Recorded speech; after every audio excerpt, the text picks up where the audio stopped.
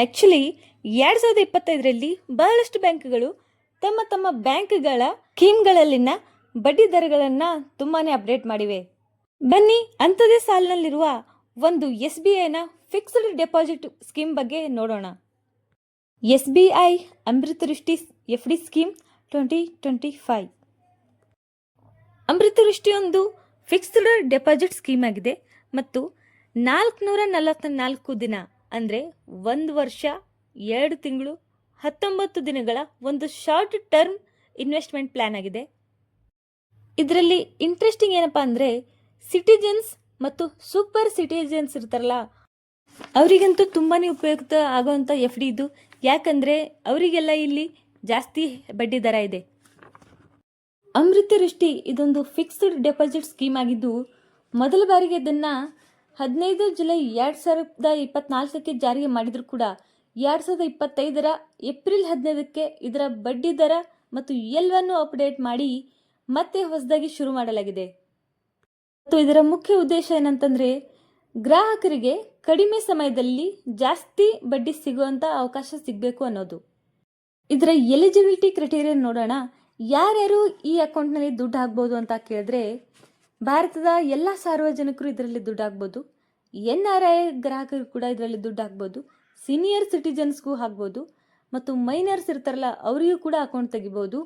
ಮತ್ತು ಇದರಲ್ಲಿ joint account ಕೂಡ ನೀವು ಮಾಡ್ಬೋದು. ನೀವೇನಾದರೂ ನಿಮ್ಮ ಉಳಿತಾಯನ ಸುರಕ್ಷಿತವಾಗಿ ಮತ್ತು ಒಳ್ಳೆ ಬಡ್ಡಿ ಜೊತೆಗೆ ಸಿಗಬೇಕು ಅಂತ ನಿರೀಕ್ಷೆ ಮಾಡ್ತಿದ್ರೆ ಇದು ತುಂಬ ಒಳ್ಳೆ FD ಆಗಿದೆ. ಇದರಲ್ಲಿ ನೀವು ಮಿನಿಮಮ್ ಏನಿಲ್ಲ ಅಂದರೂ 1,000ದಿಂದ ಹೂಡಿಕೆಯನ್ನು ಸ್ಟಾರ್ಟ್ ಮಾಡ್ಬೋದು ಮತ್ತು ಮ್ಯಾಕ್ಸಿಮಮ್ ಅಂದರೆ 3 ಕೋಟಿ ತನಕ ಇದರಲ್ಲಿ ದುಡ್ಡನ್ನು ನೀವು ಡೆಪಾಸಿಟ್ ಮಾಡ್ಬೋದು.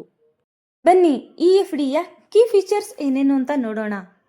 ಈ FDನಲ್ಲಿ 444 ದಿನದ ಫಿಕ್ಸ್ಡ್ ಪೀರಿಯಡ್ ಇರುತ್ತೆ ಮತ್ತು ನೀವು ಇದರಲ್ಲಿ ನಾಮಿನಿ ಕೂಡ ಮಾಡ್ಬೋದು. ಅಗತ್ಯ ಬಿದ್ದರೆ 444 ದಿನಗಳ ಮೊದಲು ಕೂಡ ನೀವು ದುಡ್ಡನ್ನು ತೆಗಿಬೋದು. ಆದರೆ ನೆನಪಿರಲಿ, ಇದಕ್ಕೆ ಪೆನಾಲ್ಟಿ ಬೀಳುತ್ತೆ. ಮತ್ತು ರೆಗ್ಯುಲರ್ FDಕ್ಕಿಂತ ಅಮೃತವೃಷ್ಟಿ FDಯಲ್ಲಿ ಬಡ್ಡಿ ದರ ಜಾಸ್ತಿ ಸಿಗುತ್ತೆ. ಮತ್ತು ನೀವು ಇದರಲ್ಲಿ ಲೋನ್ ಕೂಡ ತೆಗಿಬೋದು. ಆದರೆ ನೀವು ಕಟ್ಟಿದ ದುಡ್ಡಿನ 9% ತನಕ ನಿಮಗೆ ಲೋನ್ ಕೊಡುವಂಥ ಅವಕಾಶ ಇದೆ.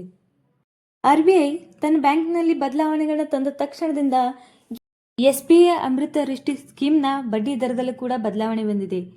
ಸಾಮಾನ್ಯ ನಾಗರಿಕರಿಗೆ 6.60%ದಿಂದ 7.25% ತನಕ, ಸೀನಿಯರ್ ಸಿಟಿಜನ್ಸ್ಗೆ 7.10%ದಿಂದ 7.75% ತನಕ ಮತ್ತು ಸೀನಿಯರ್ ಅಂದರೆ ಸೂಪರ್ ಸಿಟಿಜನ್ಸ್ ಇರ್ತಾರಲ್ಲ ಅವರಿಗೆ 7.20%ದಿಂದ ಸ್ಟಾರ್ಟ್ ಆಗುತ್ತೆ.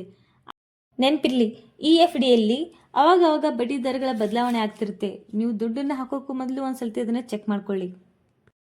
SBI ಅಮೃತವೃಷ್ಟಿ FD ಈ ಸ್ಕೀಮ್ನ ಎಲ್ಲೆಲ್ಲಿ ಹೇಗೆ ತೆಗಿಬೋದು ಅಂತ ಕೇಳಿದ್ರೆ ನೀವು SBI ಬ್ರ್ಯಾಂಚಿಗೆ ಹೋಗಬೇಕು, ಫಾರ್ಮ್ನ ತುಂಬಬೇಕು ಮತ್ತು KYC ಡಾಕ್ಯುಮೆಂಟ್ಸ್ನ ಮಾಡ್ಕೋಬೇಕಾಗತ್ತೆ.